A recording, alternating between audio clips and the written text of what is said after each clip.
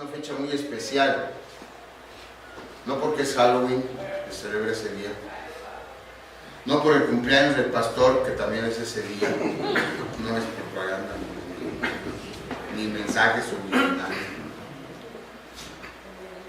Ese día es especial porque los cristianos evangélicos conmemoramos el inicio del movimiento de la Reforma Protestante del siglo XVI.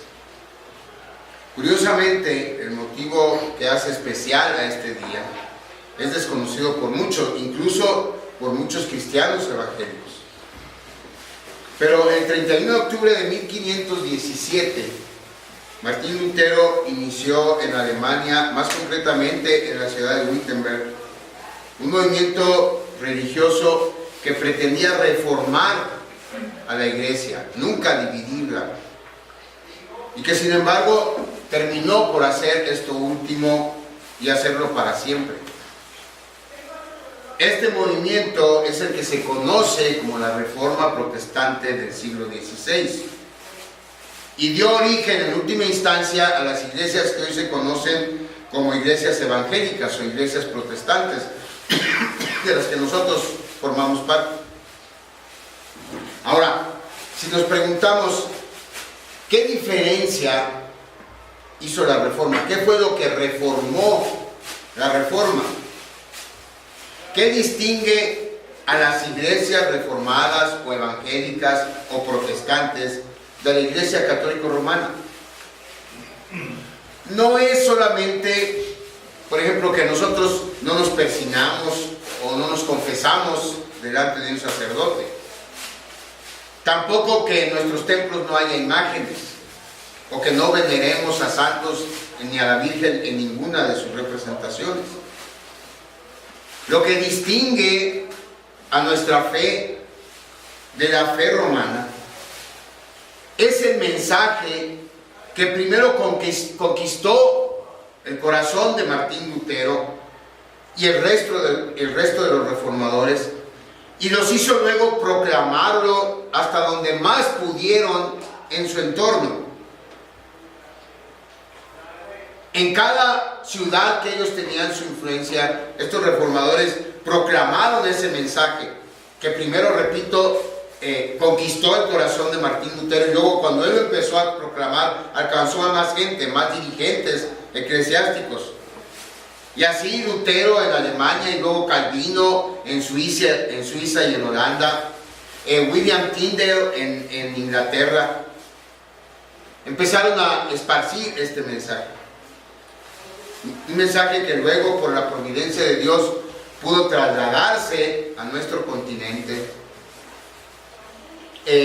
y que se expandió desde el norte hasta el sur, y que sigue predicándose para que quien lo crea pueda tener la felicidad que el Evangelio trae al corazón de cada creyente. Porque de eso se trata el mensaje de la Reforma.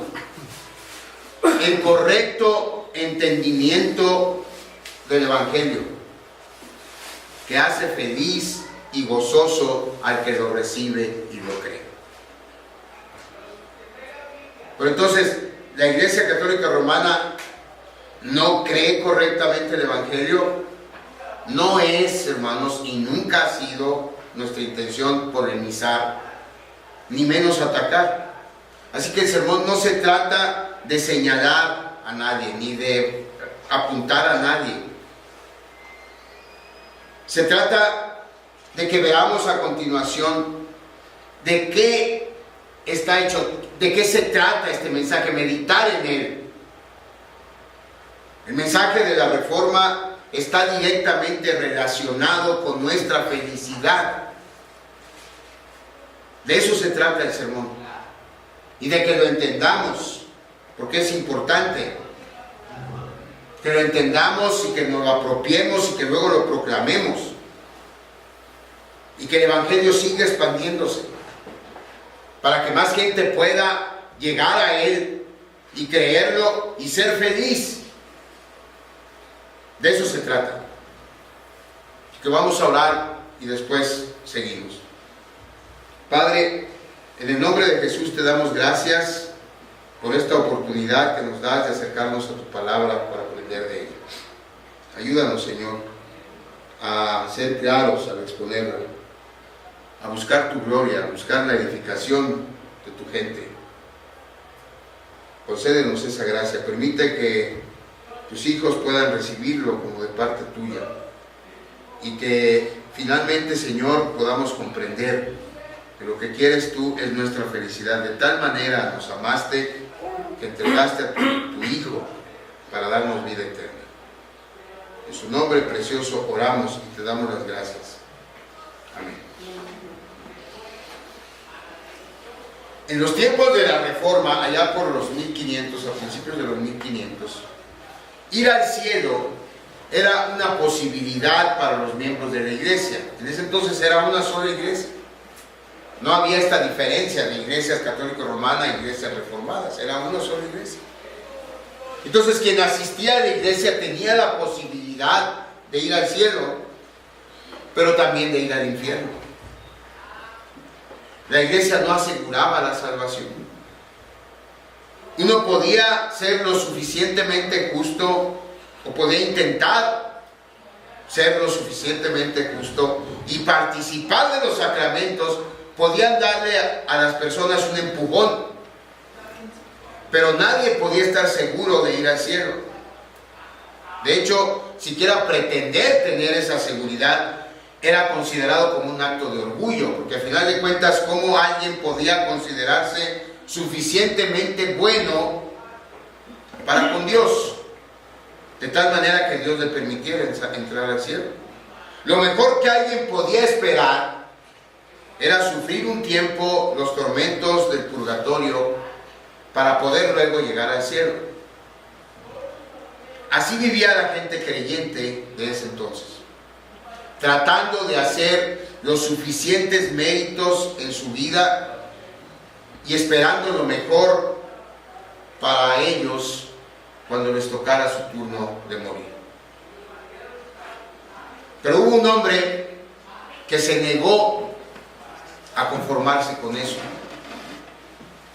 En 1505, cuando Martín Lutero era aún estudiante de leyes, iba en camino de regreso a su universidad luego de haber visitado a sus padres, cuando en medio de una tormenta casi fue electrocutado por un rayo que cayó muy cerca de donde él estaba. Esta experiencia cambió su vida y 10 días después ingresó a un monasterio agustino de su comunidad. Lutero rápidamente ganó la reputación de ser muy celoso en cuanto a la santidad que requería el llamado que él había recibido. Él creía que solamente sería absuelto si confesaba todos los pecados que cometía. Hizo de sus visitas al confesionario una obsesión, tanto que llegó a colmar la paciencia de su confesor. Supuestamente, un día, agobiado de escuchar tantas confesiones de Lutero, este confesor suyo le dijo: mire, hermano Martín, si le gusta confesarse tanto, ¿por qué no va y primero comete un pecado que valga la pena confesar? Mate a su papá o a su mamá, cometa adulterio o algo que no me haga perder el tiempo como las tonterías que tengo que escuchar cada vez que se confiesa. Y es que esa era la obsesión de Martín Lutero. Sus biógrafos dicen que pasaba hasta 2 horas cada vez que iba al confesionario, y no iba una vez al día a confesarse, iba varias veces al día. Vivía en un monasterio, por el amor de Dios. ¿Qué podía confesar? ¿Que le había robado el pan a su compañero? No. O a lo mejor que se le había olvidado limpiar el baño. Pero lo que hacía que Lutero se confesara tanto era su culpa. era el miedo al castigo de Dios. Por eso se confesaba tanto.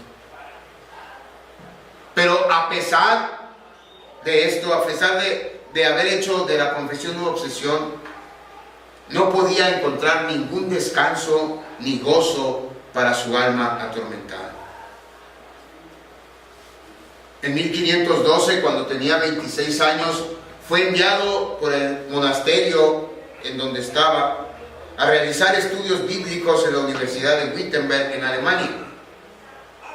Y fue al estudiar los escritos de Agustín y al profundizar en la enseñanza del libro de los Salmos y en las cartas de Romanos y de Gálatas, cuando eventualmente el descanso y el gozo llegaron al corazón de Lutero.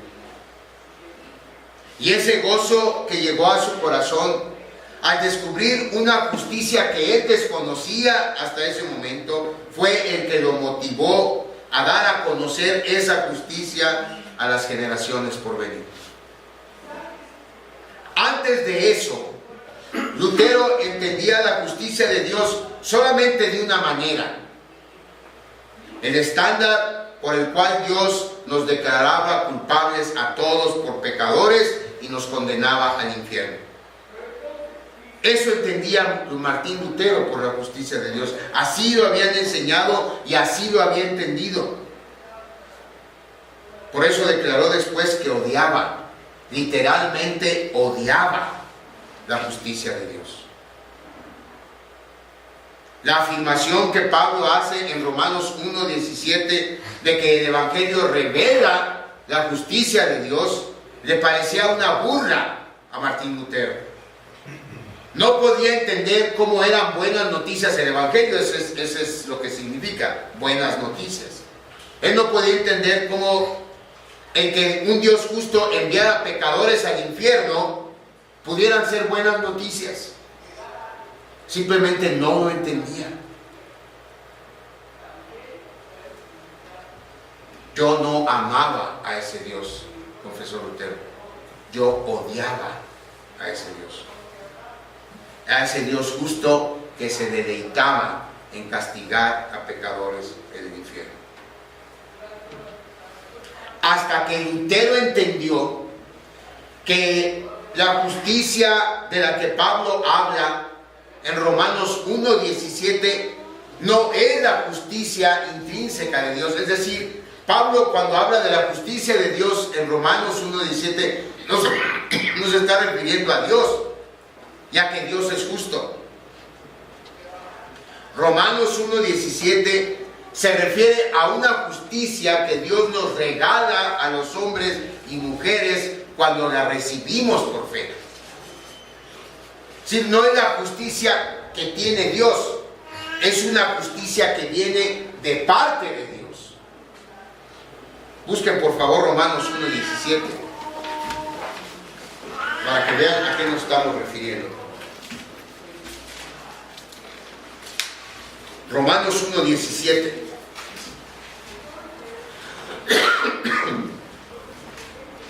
¿Ya lo tienen? Dice: porque en el Evangelio la justicia de Dios se revela por fe y para fe, como está escrito: mas el justo por la fe vivirá.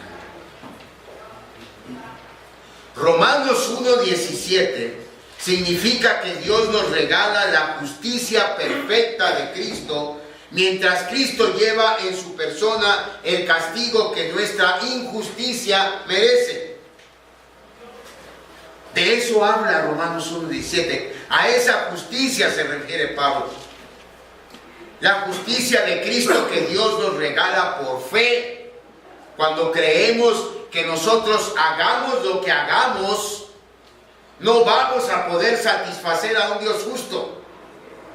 Y por eso, como no podemos con nuestra justicia propia, nos regala su justicia. ¿Cómo? A través del sacrificio de Cristo, que llevó en sí nuestra injusticia y puede entonces regalarnos su justicia. Entonces, escribió luego Lutero, empecé a comprender mediante este versículo que las personas son justas para Dios por un regalo de Dios, la fe. De pronto, continuó diciendo, sentí que había nacido de nuevo y que estaba entrando al paraíso, cruzando las puertas de oro del cielo que se abrieron de par en par para mí. Un poco después escribiría, exalto la justicia de Dios, que entiendo es lo más dulce que pueda haber, y la amo con tanto amor como tanto odio que antes le tenía. Romanos 1:17, dijo Lutero, se convirtió en las puertas del cielo para mí. El mensaje de Romanos 1:17 fue el mensaje que trajo seguridad al corazón de Martín Lutero. ¿Por qué? Porque a través de él pudo comprender que su confianza, como la confianza de todos nosotros, para ser amados por Dios, para ser aceptados por Dios, para ser bendecidos por Dios, no está basada en nuestros méritos, sino en los méritos de Cristo. La justicia de Cristo, que Dios nos acredita por la fe en Él, promete el cielo a los hijos de Dios sin necesidad de purgatorio y sin miedo de ir al infierno. Cuando Lutero comprendió el mensaje del Evangelio, cambió de tener miedo a tener fe, de sentir desesperanza a sentir gozo. Y entonces fue que este gozo y esta fe le hizo iniciar el movimiento de reforma, para que todos los creyentes pudieran sentir lo mismo que él estaba sintiendo. Quienes lo entendieron y lo creyeron se sumaron a este movimiento, y con el tiempo surgieron Juan Calvino y William Tyndale en Inglaterra, y el resto de los reformadores, a través de quienes Dios le dio forma a la iglesia evangélica.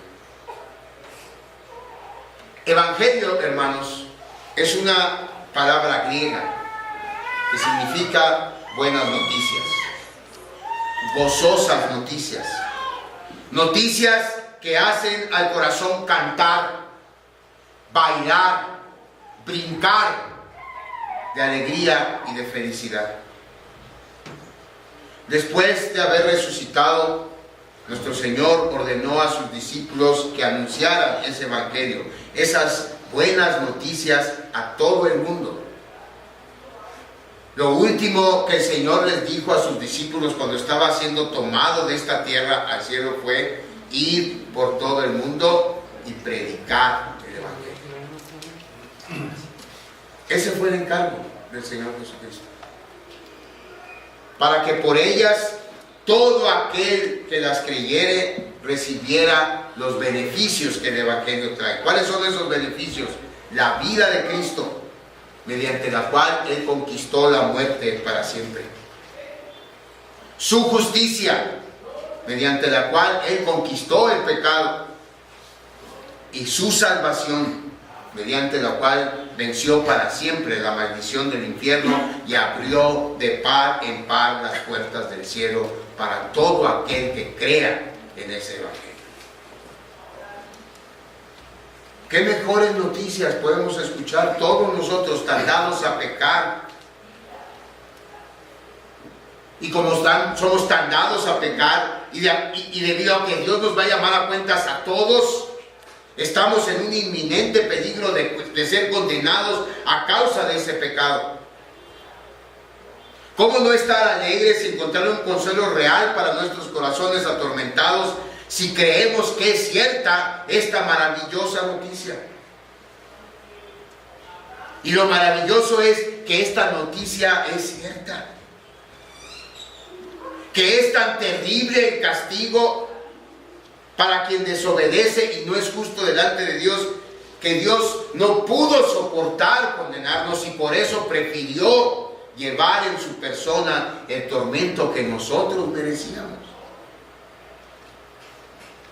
Y por eso alguien que 33 años hizo solamente bien a cuanta persona conoció, que cuanta persona se acercó a él para pedirle ayuda, él la ayudó, que usó su poder para servir y que su enseñanza fue que el más grande, que el que quiera ser más grande en el reino de los cielos tiene que ser el más humilde.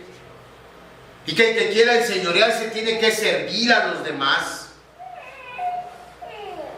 Recibiera la muerte en su persona. Muriera como criminal, pero eso no fue lo peor.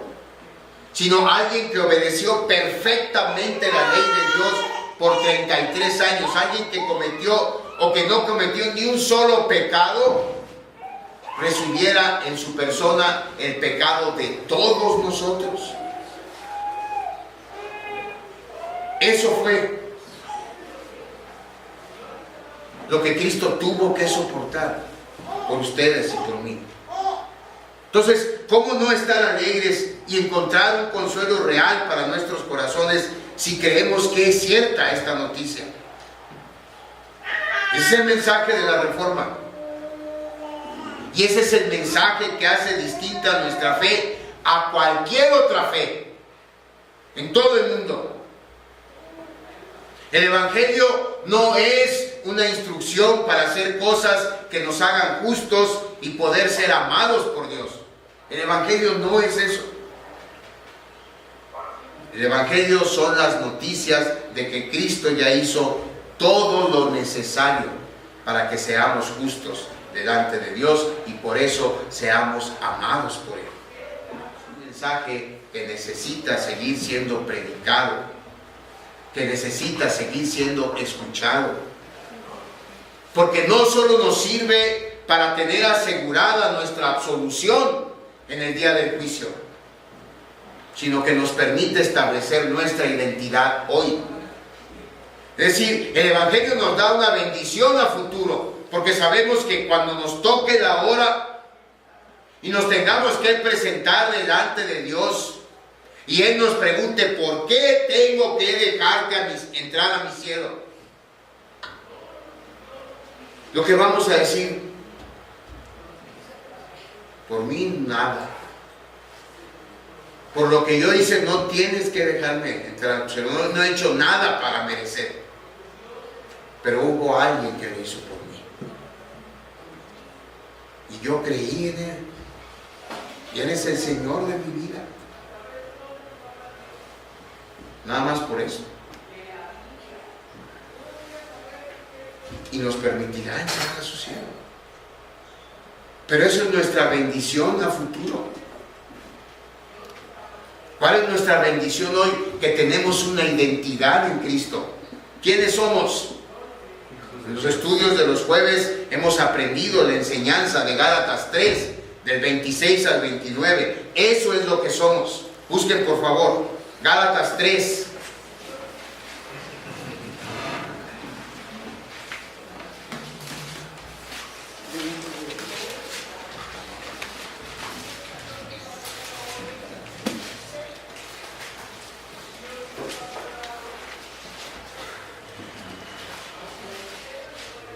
Dice la palabra, pues todos sois hijos de Dios por la fe en Cristo Jesús. Porque todos los que habéis sido bautizados en Cristo, de Cristo estáis revestidos. Ya no hay judío ni griego, no hay esclavo ni libre, no hay varón ni mujer, porque todos vosotros sois uno en Cristo Jesús. Y si vosotros sois de Cristo, ciertamente linaje de Abraham sois y herederos según la promesa. Fíjese, somos hijos de Dios. Estamos revestidos de la justicia de Cristo. Estamos unidos en hermandad con el resto de los cristianos del mundo. Y somos herederos junto con ellos del reino celestial. Por eso el Evangelio significa buenas noticias. Gozosas noticias que hacen al corazón cantar, bailar y brincar de alegría y de felicidad. Porque como enseña otro pasaje de la Escritura, Romanos 5, 1 y 2, Lo voy a esperar porque quiero que lo lea conmigo. Romanos 5, versículo 1 y 2.